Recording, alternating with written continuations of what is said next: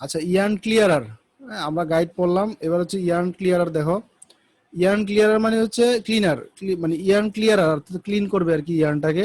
ইয়ার্নের উপরে যদি আমার ডাস্ট ডার্ট থাকে এগুলাকে রিমুভ করবে, রিমুভ করার কাজটা করে থাকে ইয়ার্ন ক্লিয়ারার। তো এটা কি? It is the device which is used to remove the following faults of yarn in order to increase the yarn quality and weaving efficiency. ইয়ার্নের মধ্যে যদি কোনো ফল্ট থাকে, মেজর ফল্ট, মানে ইয়ার্ন নর্মালি মনে করো আমার এই কাউন্ট তো তোমরা বোঝো না, জি স্যার। যেমন ধরো 30 কাউন্টের ইয়ার্ন অথবা 20 কাউন্টের ইয়ার্ন, 30 কাউন্ট মোটা না কাউন্টের ইয়ার্ন মোটা? স্যার যেটা বেশি হবে তখন ইয়ার্ন চিকন হবে। চিকন হবে, তার মানে 30 ডিসকাউন্টটা মোটা বেশি। 30 কাউন্টেরটা চিকন, তাই তো? চিকন। জি স্যার। 30 কাউন্টের ইয়ার্নটা যতটুকু চিকন, 20 কাউন্টের ইয়ার্ন কিন্তু ততটুকু চিকন না, আরো মোটা। তো ইয়ার্নের তার মানে নির্দিষ্ট কাউন্টের জন্য ইয়ার্নের একটা নির্দিষ্ট ডায়ামিটার থাকবে, মানে নির্দিষ্ট পরিমাণ থিকনেস থাকবে ইয়ার্নের। কিন্তু তুমি 30 কাউন্টের ইয়ার্নের মধ্যে দেখলা হঠাৎ করে একটা জায়গায় এটা 10 কাউন্ট হয়ে গেছে, মানে কোনো একটা জায়গায় ইয়ার্নটা পুরোটাই ঠিক আছে, একটা নির্দিষ্ট জায়গায় এসে এই পুরোটাই ঠিক আছে, কোনো একটা জায়গায় এসে এরকম হঠাৎ করে মোটা হয়ে গেল এরকম। তাহলে এটা কি আমার 30 কাউন্টের ইয়ার্নের জন্য এটা কি একটা ফল্ট না? জি স্যার। আবার মনে করো 10 কাউন্টের ইয়ার্ন, এটা একটা মোটা সুতা, এই মোটা সুতার মধ্যে কিছু কিছু জায়গায় কি হঠাৎ করে এটা 40 কাউন্ট হয়ে গেছে, মানে চিকন হয়ে গেছে। তার মানে কি এই এই জায়গাটা 10 কাউন্টের ইয়ার্নের জন্য একটা ফল্ট না? হ্যাঁ।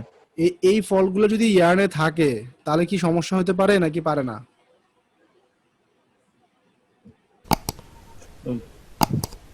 পারে। হবে স্যার। কি সমস্যা হতে পারে দেখি আইডিয়া করো তো। স্যার ওখানে ব্রেক করতে পারে ওই জায়গাটা। চিকন হলে মানে মোটাটা ওই কোন জায়গাটা জায়গায় ইয়ার্নটা চিকন থাকলে সেখানে ব্রেক হ্যাঁ করতে পারে। ব্রেক করতে পারে। হ্যাঁ, এটা ঠিক। ওই কারণ হচ্ছে এই যে ইংরেজিতে এরকম একটা কথা আছে যে তোমরা শুনে থাকবা যে the A chain ব্রেকস at it's weakest point, মানে একটা চেইন সবসময় তার দুর্বল জায়গায় সবসময় ভাঙে। তুমি একটা লং চেইন নিলা, লং চেইনকে টানতে চাইলা, কোন জায়গায় আগে ছিড়বে? যে জায়গাটা সবচেয়ে উইক। তো তোমার যদি ইয়ার্নের মধ্যে পুরোটাই মনে করো আমার 20 কাউন্ট আছে, কিন্তু একটা জায়গায় গিয়ে চিকুন হয়ে এটা 40 কাউন্ট হয়ে গেছে, কোনো একটা কয়েকটা জায়গাতে, সামান্য কিছু জায়গাতে, কিন্তু তুমি যখন ছিঁড়তে যাবা, মানে ব্রেকিং স্ট্রেংথ গত ক্লাসে যে দেখাইলাম, ব্রেকিং স্ট্রেংথ হিসাব করতে যাবা, তখন ওই জায়গাটাতে কিন্তু ছিঁড়বে। তো ওই জায়গাটাতে ছিঁড়লে আলটিমেটলি তোমার স্ট্রেংথ কি তুমি এক্স্যাক্টলি পাইলা? ইয়ার্নের স্ট্রেংথ কি এটা রিপ্রেজেন্ট করলো? না স্যার।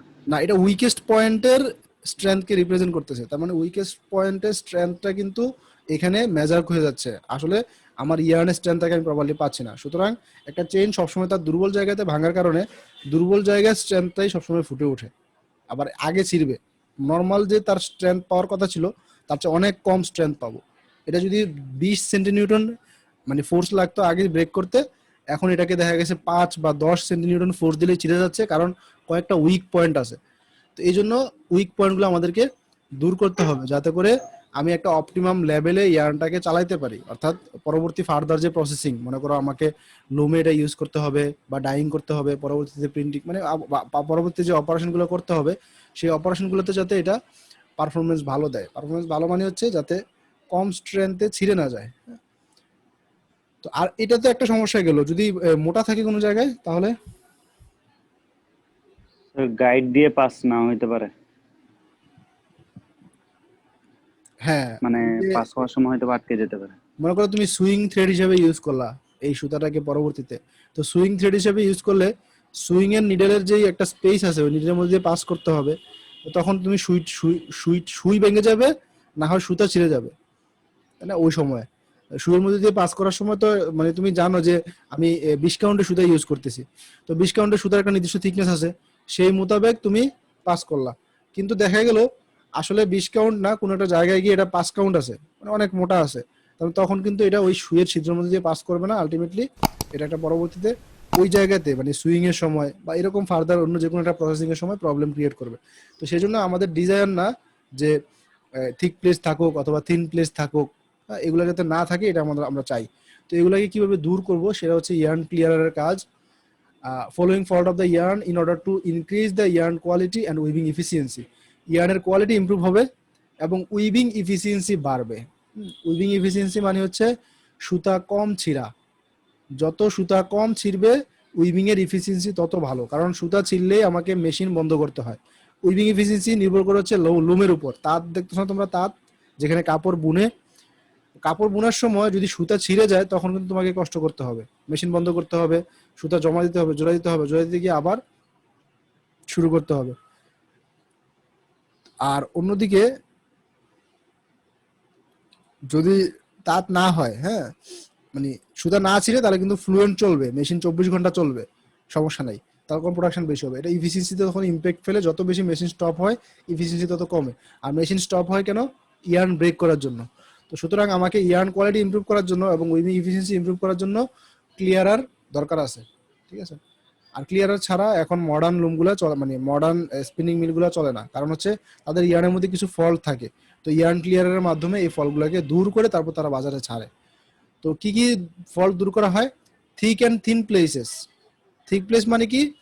আমি বললাম যে একটা রেগুলার কাউন্টের জন্য, আমি বলতেছি না কতটুকু মোটা হলে থিক, কতটুকু মোটা হলে থিন, কত চিকন হলে থিন, কত মোটা হলে থিক, এটা কিন্তু বলা যাবে না। কারণ হচ্ছে তুমি যদি বলো যে না এত ডায়ামিটার হলে থিক, তাহলে এত ডায়ামিটার তো ইয়ার্নই হতে পারে। তুমি 30 কাউন্টের ইয়ার্নের জন্য বললা যে 30 কাউন্টের ইয়ার্নের জন্য এতটুকু থিন হলে এটা মোটা, কিন্তু এরকম মোটা তো একটা 10 কাউন্টের ইয়ার্ন নিজেই।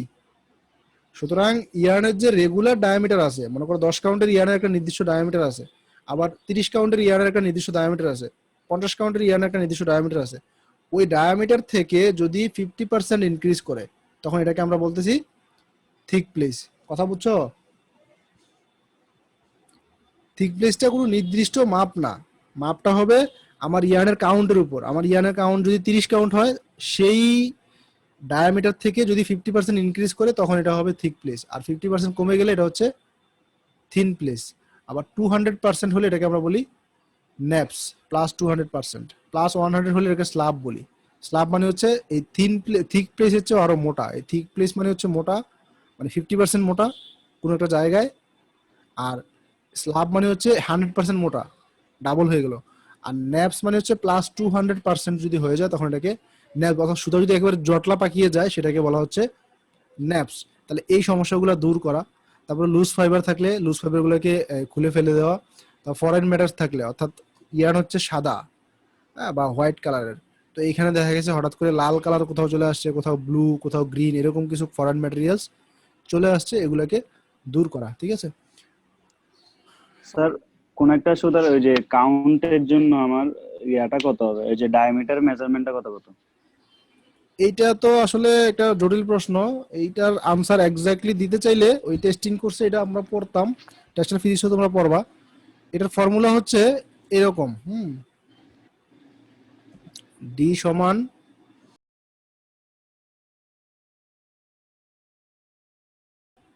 হ্যাঁ, এই হচ্ছে ফর্মুলা, হ্যাঁ।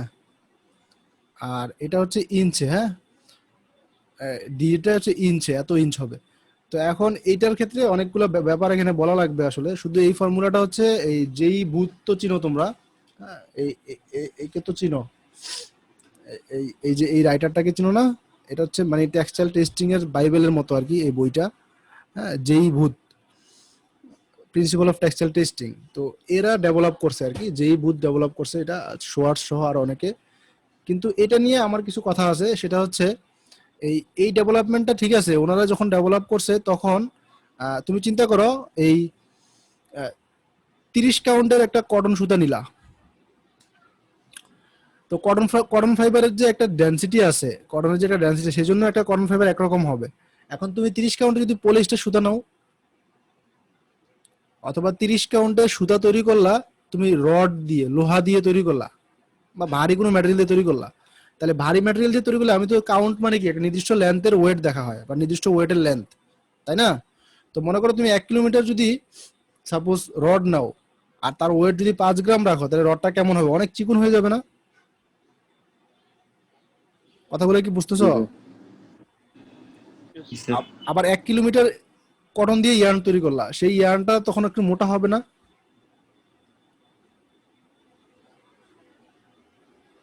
আবার 1 কিলোমিটার ইয়ার্ন নিলা, সেটাকে পলিস্টার ফাইবার দিয়ে তৈরি করলা, তখন কিন্তু এটা আরেক রকম থিকনেস হবে। তো সেই ক্ষেত্রে এটা এক্সাক্ট বা অ্যাবসলিউট মেজারমেন্ট না, হ্যাঁ। এটা দিয়ে আমরা সব কিছুকে বা সব ধরনের ফাইবার বা প্রপার্টিজকে মেজার করতে পারি না। হ্যাঁ, সব ফাইবারের ক্ষেত্রে এই ফর্মুলাটা সত্য না। শুধুমাত্র কটনের ক্ষেত্রে ওরা ডেভেলপ করছে, এবং কটনের একটা নির্দিষ্ট ডেনসিটি ধরে নিয়ে, ঠিক আছে। কটনের যে ইয়ার্ন হবে সেই ইয়ার্নের স্পেসিফিক ভলিউম 1.1 ধরে তারপর এটা ডেভেলপ করছে। কথা ক্লিয়ার কিনা? তুমি এটাকে সব জায়গায় অ্যাপ্লাই করতে পারবে না, কারণ নির্দিষ্ট ডায়ামিটার তো হয় না। কারণ হচ্ছে তুমি যখনই এটাকে এই কটনের জায়গায় অন্য ম্যাটেরিয়াল নিয়ে আসবা, তখন কিন্তু 30 কাউন্টের ইয়ার্নই আরো চিকন হয়ে যাবে। তুমি মনে করো ককশিট দিয়ে একটা ইয়ার্ন বানাইলা, ককশিট টাইপের হালকা বস্তু দিয়ে 30 কাউন্টের ইয়ার্ন বানাইলা, তো তখন তোমার এই 1000 মিটার ওয়েট অনেক কমে যাবে না? তো তার মানে একটা নির্দিষ্ট কাউন্ট তোমার এই যে ম্যাটেরিয়ালগুলো তুমি ইউজ করবা ইয়ার্ন তৈরি করার জন্য, কটন, পলিয়েস্টার বা যেসব ম্যাটেরিয়াল ইউজ করবা, সেই ম্যাটেরিয়ালগুলোর উপর ভিত্তি করে এই ডায়ামিটারটা কিন্তু তখন চেঞ্জ হবে। সুতরাং এইটা হচ্ছে অবভিয়াসলি একটা ফাইবারের জন্য, এবং সেই ফাইবারের ডেনসিটি হইতে হবে 1.52, এবং ইয়ার্নের স্পেসিফিক ভলিউম সেটা হইতে হবে 1.1 সিসি পার গ্রাম, ঠিক আছে। ওই রকম হলে তখন এই ফর্মুলাটা ফিট করবে, আর অন্যথায় কিন্তু এই ফর্মুলা দিয়ে তুমি ডায়ামিটার হিসাব করতে পারবে না। হ্যাঁ, ডায়ামিটার মেজারমেন্টের ফর্মুলা এটাই। আর একটা ফর্মুলা আছে সেটা ডিরেক্ট সিস্টেমের জন্য,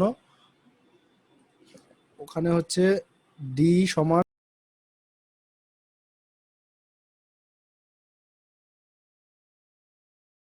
এই ফর্মুলা দিয়েও করা যাবে।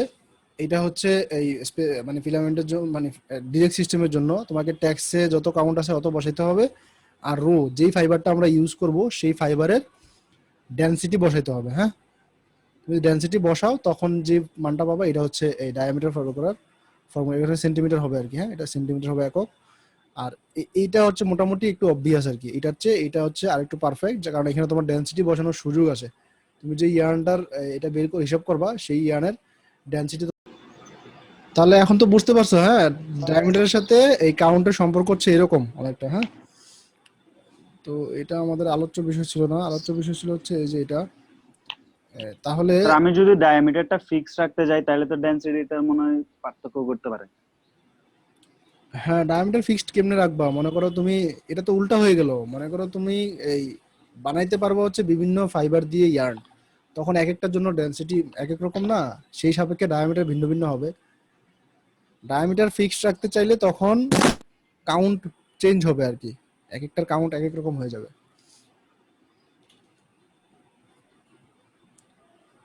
সেম ম্যাটেরিয়াল না হলে অত কাউন্ট দিয়ে অত ডায়ামিটার অ্যাচিভ করা যাবে না।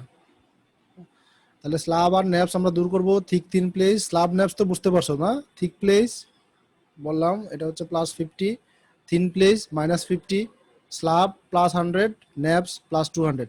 আর লুজ ফাইবার রিমুভ করব, ফরেন ম্যাটার রিমুভ করব।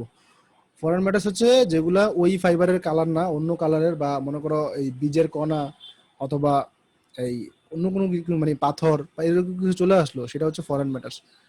তো ইউ নিড টু কম্প্রোমাইজ, একটু খেয়াল করো, you need to compromise 2 things during yarn clearing.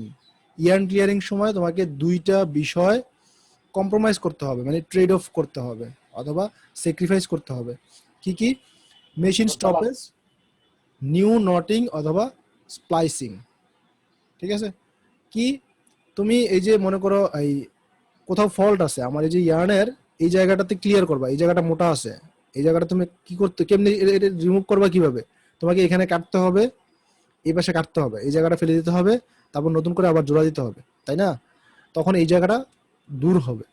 তো সেই ক্ষেত্রে মেশিন স্টপ হবে, যখনই কাটবে মেশিন বন্ধ হবে, তারপর আবার এইদিকে কাটবে মেশিন বন্ধ হবে, তারপর জোড়া দিয়ে আবার মেশিন চলবে। তো সেই ক্ষেত্রে মেশিন স্টপেজটা তোমাকে ইনকেয়ার করতে হবে বা মাথায় রাখতে হবে। তারপরে নিউ নটিং বা স্প্লাইসিং, অর্থাৎ নিউ নট যখন দেওয়া হয়, নর্মালি ইয়ার্নের যে স্ট্রেংথ থাকে, তুমি যদি নতুন করে নট দাও, এখানে কেটে যদি একটা অংশ বাদ দিয়ে এটার উপর দিয়ে আবার দিয়ে স্প্লাইসিং করে দাও, তখন এই স্ট্রেংথটা আগের স্ট্রেংথের মতো হয় না। এখানে বলা আছে যে strength and appearance is not as per normal region. Normally ইয়ার্নটা দেখতে যেরকম এবং ইয়ার্নের স্ট্রেংথটা যেরকম, তুমি কেটে জোড়া দিলে ওই জায়গাটা আগের মতো হয় না, এবং স্ট্রেংথটাও ওই আগের মতো অ্যাচিভ হয় না। তারপরও সমস্যাটা দূর হয় আর কি, যেই সমস্যাটার জন্য আমরা এই কাজটা করলাম ওই সমস্যাটা দূর হয়। বুঝতে পারছো? এটা কি বুঝতে পারছো? এই দুইটা বিষয় যে স্যাক্রিফাইস করতে হয়। জি স্যার। আচ্ছা, আর এটা যখন আমরা ইন্ডাস্ট্রিতে আমরা প্র্যাকটিস করে কিরকম, এটা তোমাদেরকে একটু বলি। যারা ইয়ার্ন ম্যানুফ্যাকচারিং এ কাজ করে তারা সবসময় প্রোডাকশন একটু বেশি চায়, কোয়ালিটিটা একটু কম চায়। মানে যারা প্রোডাকশনে থাকে, আবার যারা কোয়ালিটিতে থাকে তারা কিন্তু কোয়ালিটিটা এনশিওর করতে চায়। হুম। তো এখন দুইটা কিন্তু একটা একটার সাথে ব্যস্তানুপাতিক। তুমি যদি প্রোডাকশন বাড়াতে চাও আলটিমেটলি কোয়ালিটি একটু কমে আসবে, আর কোয়ালিটি বাড়াতে চাইলে প্রোডাকশন কিন্তু অটোমেটিক কমে আসবে। তো কিরকম হয়, এই যে এই মেশিনটাতে, যে মেশিনটাতে ইয়ার্ন ক্লিয়ারিং করা হয়, ওই মেশিনে দেখা গেছে কোয়ালিটির লোকজন গিয়ে প্যারামিটার সেট করে দেয়। সেট করে কিরকম, সাপোজ ধরো এই যে আমার এই যে ইয়ার্ন, এটা এটা ডায়ামিটার, আমি এমনি বোঝানোর জন্য বলতেছি, এটা ডায়ামিটার মনে করো সাপোজ 0.2 cm বা 0.02 cm। এখন ওরা করছে কি, মেশিনের মধ্যে সেট করে দিছে যে এটা 0.02 cm থেকে যখনই +30 মনে করো, সাপোজ একটু একটু এক্সটেন্ড রাখলো আর কি, +30 হবে, +30 উপরে কিছু পাবে তখন এটাকে মানে কাটবে, কেটে ফেলে দিবে। আবার যদি -30 পায় তখনও এটা কেটে ফেলে দিবে। তো তাহলে কি হবে, মেশিন কি করবে, এখন এই সুতাটা চলবে, সুতা যখনই সে এই এই রেগুলার ডায়ামিটার মানে 0.02 সেন্টিমিটার থেকে +30 যখনই পাবে বা -30 পাবে, তখনই এটা কি করবে, কাটবে, কেটে ওই অংশটা ফেলে দিবে, ফেলে আবার নতুন করে স্প্লাইসিং করে আবার চালাবে। তো যদি এক 1 কিলোমিটার ইয়ার্নের মধ্যে এরকম জায়গা, মানে মোটা জায়গা অথবা চিকন জায়গা এই লেভেলের মানে +30 এবং -30-র মধ্যে 10টা থাকে, তাহলে 1 কিলোমিটার ইয়ার্নের জন্য সে 10 বার কিন্তু সুতাকে কাটবে, কেটে জোড়া দিবে। তাহলে কতটা সময় লাগবে, মেশিন স্টপ হবে। আর যদি তুমি এই সেটিংটাকে ধরো সাপোজ +40 করে দিলা, +40 অথবা -40 করে দিলা, তখন দেখা গেল ওই +40 এবং -40 মধ্যে 10টা নাই, কিছু আছে ওই যে পয়েন্ট মানে 30% না 32% ছিল, 33%, 37% এরকম কিছু ছিল, ওইরকম আছে মনে করো 60টা। তাহলে 3টা জায়গা আছে, যে 3টা জায়গা কিনা +40-র উপরে এবং -40-র নিচে। তাহলে এইবার কিন্তু এখন আর মেশিনটা 10 জায়গায় ইয়ানকে কাটবে না, কাটবে কয় জায়গায়, 3 জায়গায়। তো 3 জায়গায় কাটলে প্রোডাকশনটা বাড়বে, তাই না? কিন্তু কি হইলো, আলটিমেটলি কোয়ালিটিতে জি একটু স্যার। হ্যাম্পার হইলো। পরবর্তীতে যখন এটা যাবে সেখানে দেখা যাবে যে +30-র উপরে কিছু জায়গা থেকে যাবে, -30-র নিচে কিছু জায়গা থেকে যাবে। তো এইটা তো আর মানে ওদের সমস্যা না, কারণ এই সুতা তো বিক্রি হয়ে যাবে, বিক্রি হয়ে উইভিং এ চলে যাবে, মানে ফেব্রিক ম্যানুফ্যাকচারিং এ চলে যাবে। তো ওরা যখন দেখবে তখন এই সমস্যা হবে, তখন হয়তো ওরা এটা ব্যাক দিবে অথবা বার্গেন করবে, যাই হোক তাই হবে। তো মূলত এই রাতে দেখা গেছে নাইট শিফটে প্রোডাকশনের লোকজন গিয়ে মেশিনে প্যারামিটারটা সেট করে বাড়িয়ে দেয়। হ্যাঁ, যে একটু বেশি থাকলেও যাতে মেশিন কি করে এই ফলগুলোকে না ধরে, যাতে না কাটে, যাতে ছেড়ে দেয়। আর কোয়ালিটির লোকজন চায় একটু বেশি টাইট সেটিং দিতে, টাইট সেটিং দিলে কি হবে, সব ধরনের ফলগুলা ধরবে, যদিও প্রোডাকশনে একটু হ্যাম্পার হোক, কোয়ালিটি যাতে এনশিওর হয়। এই হচ্ছে তাদের মধ্যে দ্বন্দ্ব থাকে। এই জন্য মেশিনে কোয়ালিটির লোকজন লিখে দেয় যে এখানে প্রোডাকশনের লোকজনের হাত দেওয়া নিষেধ, হ্যাঁ, বা পাসওয়ার্ড দিয়ে রাখে, এরকম সেটিং চেঞ্জ করে। তো এটা তোমার জন্য মানে দুইটা বিষয় তোমার জানা দরকার, কারণ হচ্ছে তোমাকে এই বিষয়গুলো স্যাক্রিফাইস করতে হবে। হ্যাঁ, কিছু কিছু ক্ষেত্রে হয়তোবা এত বেশি মেশিন স্টপ হলে প্রোডাকশনে বড় বেশি হ্যাম্পার হয়, এটা যেমন করা যাবে না। আবার একেবারে বাজে কোয়ালিটির সুতাও কিন্তু সাপ্লাই দেওয়া যাবে না, তখন কিন্তু তোমার রেপুটেশন খারাপ হবে, ও পরবর্তীতে ইয়ার্ন ব্যাক আসবে। হ্যাঁ, এটা দিয়ে তো ও ওই ভেঙে নিয়ে তো ওর সমস্যা হবে আরো বেশি। হ্যাঁ, তো এই জন্য এই দুটোর মাঝখানে অপটিমাম লেভেলে থাকাটাই হচ্ছে বেস্ট আর কি। তো এখন তুমি কতটুকু রাখবা এটা এনভায়রনমেন্টের উপর, এবং তোমার যারা কাস্টমার তারা কতটুকু লেভেল অফ এই ফল্ট অ্যালাউ করে তার উপর ডিপেন্ড করবে। হ্যাঁ, বুঝতে পারছো না? বুঝছো এই ব্যাপারটা? জি স্যার। জি স্যার। আচ্ছা, ঠিক আছে। দুইটা প্রিন্সিপলে এই মেশিনটা কাজ করে। তোমাদেরকে এখানে মেশিন পড়ানো আমাদের উদ্দেশ্য না, শুধু ধারণা দেওয়া। কারণ হচ্ছে এই মেশিনগুলো তোমরা ওই যে ইয়ার্ন ম্যানুফ্যাকচারিং এ পড়বা, হ্যাঁ, ইয়ার্ন ম্যানুফ্যাকচারিং ডিটেলসে পড়বা। দুইটা প্রিন্সিপলে কাজ করে মেশিনগুলো, একটা হচ্ছে ক্যাপাসিটেন্স প্রিন্সিপাল আর হচ্ছে অপটিক্যাল প্রিন্সিপাল। আমি প্রিন্সিপাল সম্বন্ধে একটু ধারণা দিয়ে দিচ্ছি, তাহলেই হবে। ক্যাপাসিটেন্স প্রিন্সিপালে মাস পার লেন্থ দেখা হয়, একটা নির্দিষ্ট লেন্থের মাস, যেটাকে আমরা কাউন্ট বলি অথবা লিনিয়ার ডেন্সিটি বলে থাকি। তাহলে লিনিয়ার ডেন্সিটি দেখবে, ও দেখবে যে নির্দিষ্ট লেন্থ, সাপোজ মেশিনের সেটআপটা এরকম দেওয়া আছে, মেশিন কি করে প্রতি 10 সেন্টিমিটার, এরকম মনে করে এখানে 10 সেন্টিমিটার আছে এইটুক, তো এই 10 সেন্টিমিটার পর পর ওয়েট দেখে, 10 centimetre weight, 10 centimetre weight, 10 centimetre weight, 10 centimetre ওয়েটটা দেখে দেখে বোঝা যায় যে কাউন্ট কত আছে, কাউন্ট কত আছে, কাউন্ট কত আছে। যদি কাউন্টটা আমার যে টলারেবল লেভেল, মনে করো আমি 30-30-এর সাথে +-3 সেট করে দিলাম, তাহলে 30, 33 এবং 27, এর নিচে উপরে গেলে এই ইয়ার্নে কিছু করে না। তো যখনই এর চেয়ে বেশি ওয়েট পায় কোনো একটা জায়গায়, মানে লিনিয়ার ডেন্সিটিটা বেশি পায় অথবা লিনিয়ার ডেন্সিটি কম পায়, তখন কি করে কেটে ওই জায়গায় ফেলে দেয়, ফেলে দিয়ে আবার স্প্লাইসিং করে আবার জোড়া দিয়ে আবার চালাতে থাকে। এই হচ্ছে ক্যাপাসিটেন্স প্রিন্সিপালের মূলনীতি। এই মূলনীতিতে ইয়ার্ন ক্লিয়ারিং গুলো এই কাজটা করে। আর অপটিক্যাল প্রিন্সিপাল যেটা, সেটা গত ক্লাসে একটু বলছিলাম যে লাইট রে প্লাস করা হয়। আমি এই পাশ থেকে মনে করো লাইট পাস করব, আর এই পাশ থেকে ডিটেক্ট করব, মাঝখানে তো ইয়ার্ন যাবে, ইয়ার্নটা এদিক থেকে এদিক দিয়ে আস্তে আস্তে নিচের দিকে যাচ্ছে। তো আমার লাইটের সবগুলো লাইট কিন্তু এখানে ক্যাচ করার কথা যদি মাঝখানে ইয়ার্ন না থাকে। এখন আমার মাঝখানে মনে করো কোনো ইয়ার্ন নেই, আমি এখান থেকে একটা লাইট সোর্স দিলাম, এই লাইট সোর্সের সবগুলো লাইট কিন্তু এই পাশে আসবে, এই পাশে এসে মানে দেখাবে, বুঝছো না? মানে এই লাইট যখন পাস করা হয় তখন এই মাঝখানে যদি কোনো কিছু না থাকে সবগুলো লাইট এই পাশে ডিটেক্ট হবে। তাহলে এটাকে তুমি কম্পিউটারে কানেক্ট করলে কম্পিউটার বুঝতে পারবে যে এখানে যতটুকু লাইট সোর্স ছিল তো পুরোটাই আসছে। তো মাঝখানে যদি তুমি ইয়ার্ন চালাও তাহলে ইয়ার্নের জন্য একটু বাধা পাবে, বাধা পেলে কিছু লাইট এই পাশ থেকে এই পাশে আসতে পারবে না।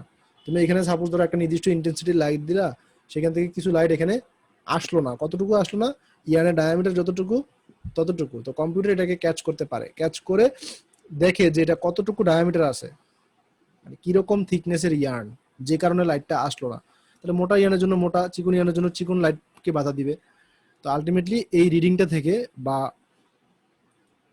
এই রিডিং থেকেই কম্পিউটার বুঝে নিবে যে ইয়ার্নের ডায়ামিটারটা কত, আর সেখান থেকে আমি প্লাস মাইনাস করে দিব, ধরো প্লাস মাইনাস 4% করে দিলাম, তাহলে 4% পর্যন্ত সে অ্যালাউ করবে। এর চেয়ে বেশি পেলে কাটবে, কম পেলেও কাটবে। এটা হচ্ছে অপটিক্যাল প্রিন্সিপাল। হ্যাঁ, আর এই অপটিক্যাল প্রিন্সিপালেই মডার্ন মেশিনগুলো কাজ করে। আমাদের যে মেশিনগুলো আছে ম্যাক্সিমাম হচ্ছে অপটিক্যাল প্রিন্সিপালে কাজ করে। হ্যাঁ, ডায়ামিটার দেখে দেখে তারপরে ইয়ার্নকে কাটে এবং বন্ধ করে। তারপরে রিমুভাল অফ ফরেন ম্যাটার্স যেমন লিফ, পাতা, কোনো পাতা চলে আসছে, পলিপ্রোপাইলিন চলে আসছে, এখানে পলিইথিলিন আছে, অথবা কোনো কালার ম্যাটেরিয়ালস আসছে এখানে, এগুলাকে দূর করা হচ্ছে কাজ। তাহলে এটা হচ্ছে আমরা ইয়ার্ন ক্লিয়ারিং পড়লাম আর কি। হ্যাঁ, ক্লিয়ারিং এর এই বিষয়গুলো থাকবে। আর আরেকটা বিষয় হচ্ছে স্প্লাইসিং। আমরা যে জোড়া দেই, জোড়া দেওয়ার ব্যাপারটাকে স্প্লাইসিং বলে। Splicing is the process by which the two ends of yarn are joint. ইয়ার্নের দুইটা প্রান্ত জয়েন করার জন্য যে পদ্ধতিটা বা প্রসেসটা, সেটাকে বলা হচ্ছে স্প্লাইসিং। তো স্প্লাইসিং কিভাবে করা হয়, মনে করো তুমি এখানে কাটলা, তারপর এখানেও কাটলা, কাটার পরে এই যে প্রান্তটা, এই প্রান্তটা একটু সুচালু হয়ে গেছে, যখন ছিঁড়ে যাবে, যখন ছিঁড়বা মাথা, তখন কিন্তু একটু সুচালু হয় মাথাটা। তাহলে এই মাথাটা একটু মানে এই থেকে চিকুন হয়ে আসে, এই থেকে চিকুন হয়ে আসে, যখন দুইটা মাথাকে এখানে দিয়ে তারপরে হচ্ছে যখন নট দিবা তখন স্প্লাইসিং মানে হয়ে যাবে। পেঁচালে আর কি, এক পাশ থেকে একটু খুলে আরেক পাশ থেকে আরেকটু জড়িয়ে যখন একসাথে দিয়ে প্যাচ দিয়ে দেওয়া হবে তখন এটা স্প্লাইসিং হয়ে যাবে, মানে জোড়া দেওয়া আর কি, সুতাকে জোড়া দেওয়া। তো মেশিনও এই কাজটা করতে পারে। এই ক্লিয়ারিং যে মেশিনগুলো আছে সেই মেশিনের স্প্লাইসিং কাজটা মেশিন করে। অনেক সময় উইভিং এ অথবা ওয়াইন্ডিং এ তখন আমাদেরকে এটা নিজেরাই করতে হবে, মানে ওয়ার্কার যারা থাকবে তাদেরকে এই কাজটা ম্যানুয়ালি নিজে থেকে করতে হবে। অর্থাৎ সুতা ছিঁড়ে গেল, সুতা ধরে আর একটা সুতার সাথে প্রান্ত দিয়ে বোটে জোড়া দিয়ে দিল, আবার মেশিন চালিয়ে দিল, এটাকে বলা হচ্ছে স্প্লাইসিং। তো স্প্লাইসিং করলে আগের যে থিকনেস থাকে এই জায়গাটাতে একটু ফুলে ওঠে। মানে আগের যে জায়গাটাতে স্প্লাইসিং দেওয়া হচ্ছে ওই জায়গাটা রেগুলার ডায়ামিটারের মতো হয় না, বা আগেই বলেছি আমরা রেগুলার শেপের মতো হয় না, শেপটা একটু চেঞ্জ হয়। এবং এই চেঞ্জ শেপটার কারণে অনেক সময় মানে স্ট্রেংথ এই জায়গাতে কমে আসে। এটা রেগুলার যে ইয়ার্নের অবস্থা সেই অবস্থা থেকে একটু ভিন্ন হয়। এইসব কারণেও আমরা কাটাকাটিটা কম করতে চাই, অর্থাৎ এই ফল্টকে কম ধরতে চাই। কারণ ফল্ট ধরাটা যেমন একটা সমস্যা, মানে সুবিধা, ফল্ট ধরলে যে জায়গাতে স্প্লাইসিং হবে সেই জায়গাটা তো একটা সমস্যা থেকে যাবে, খুব বেশি না তারপরে সামান্য পরিমাণে থেকে যাবে, স্যার যে জায়গায় স্প্লাইস করে ওই জায়গায় ডায়মিটার পারে না। হালকা হালকা একবারে সামান্য বাড়বে। এটা আবার স্প্লাইসিং এর তো টেকনিকের উপর ওটা ডিপেন্ড করে। সমস্যা, ওটা সমস্যা হয় না। না, এটা ওইরকম থিন পেসের মতো না, অত বেশি না। ভালো করে টুইস্ট করে দিলে এটা আবার আগের মতো হয়ে যায়, আঙুল দিয়ে পেঁচিয়ে দিলে হয়।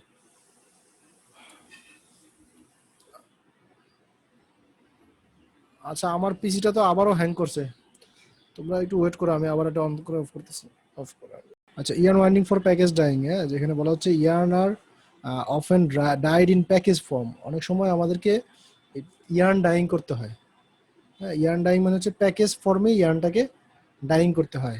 তো সেই ক্ষেত্রে this should facilitate uniform dyeing within and between the package. তাহলে ইয়ার্নটাকে একটু মানে টাইটলি না, একটু লুজলি ওয়াইন্ডিং করতে হবে, যেটা বলছিলাম তোমাদেরকে আগে। তখন এটাকে ডাইবাতে চুবালে যাতে সব জায়গায় ইয়ার্ন মানে ডাইটা প্রবেশ করতে পারে, ইয়ার্ন ভিতর বাহির সব দিকে যাতে ডাই প্রবেশ করতে পারে। তো সেই জন্য এই যে প্যাকেজ ডাইং এর জন্য মানে প্যাকেজটাকে ডাই করতে গেলে তখন একটা আলাদা ইউজ করা হয়, অর্থাৎ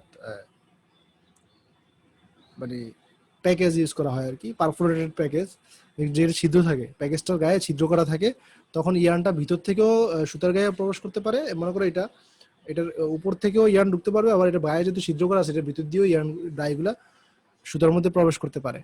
This should facilitate uniform dyeing within the and between the package. The density of the package should be low but uniform. এটার প্যাকেজটা খুব মানে টাইট করে জড়ানো যাবে না, টাইট করে জড়ালে কিন্তু মাঝখানে কম্প্যাক্ট হলে ইয়ার্ন মানে ডাই মলিকুল প্রবেশ করা কষ্ট হয়ে যাবে, ডাই মলিকুল প্রবেশ করতে পারবে না। তো ফর কটন এটা হচ্ছে 0.35 থেকে 0.4 গ্রাম পার সিসি, মানে পার কিউবিক সেন্টিমিটারে 0.4 গ্রাম যদি হয় এইরকম ডেনসিটিতে প্যাকেজটাকে জড়াইতে হবে। তো ডেনসিটি বেরি করতে পারে, কিভাবে করে ডেনসিটি বেরি করা যেতে পারে, মানে ডেনসিটি তুমি চেঞ্জ করতে চাচ্ছ তাহলে কিভাবে করে ডেনসিটি চেঞ্জ করা যাবে? চেঞ্জিং দ্য থিটা, অর্থাৎ ওয়াইন্ডিং অ্যাঙ্গেলটা চেঞ্জ করে, চেঞ্জিং ওয়াইন্ডিং টেনশনকে কমালে আলটিমেটলি ডেনসিটি কমে আসবে। Changing pressure between package and drum, package এবং ড্রামের মধ্যে যদি প্রেশারটাকে আমি একটু কমিয়ে দিই তাহলেও ডেনসিটি কমে আসবে। তারপর changing distance between neighbouring yarn within layer, হ্যাঁ, একটা লেয়ার থেকে আরেকটা লেয়ারের মধ্যে ডিস্টেন্সটাকে কন্ট্রোল করেও আমরা ডেনসিটিকে কন্ট্রোল করতে পারি। হ্যাঁ, এই হচ্ছে মোটামুটি মানে পদ্ধতিগুলো আর কি, যেভাবে যে পদ্ধতিগুলোতে আমরা ইয়ার্ন ওয়াইন্ডিং করি প্যাকেজ ডাইং এর জন্য। হ্যাঁ, এই হচ্ছে ব্যাপার। আর আজকে আবারও হ্যাং করছে পিসিটা, এখন তোমাদের ক্লাসটা এখানেই শেষ করতেছি। তাহলে নেক্সট ক্লাসে আর কি আমরা ওই যে প্রিন্সিপাল পড়বো আর ম্যাথ শুরু করবো। হ্যাঁ, এই চ্যাপ্টারের শেষ দিকে আমরা চলে আসছি। তো ওই মেশিনের যে প্রিন্সিপালগুলো, সবগুলো প্রিন্সিপাল তো এখানে পড়াবো না, কয়েকটা প্রিন্সিপাল রেখে দিব যাতে কলেজ খুললে পড়ানো যায় মেশিনের সামনে গিয়ে।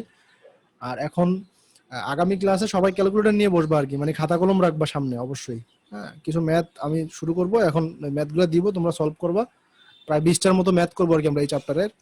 সহজ আছে, সমস্যা হবে না, তোমরা এগুলো সলভ করতে হবে আর কি।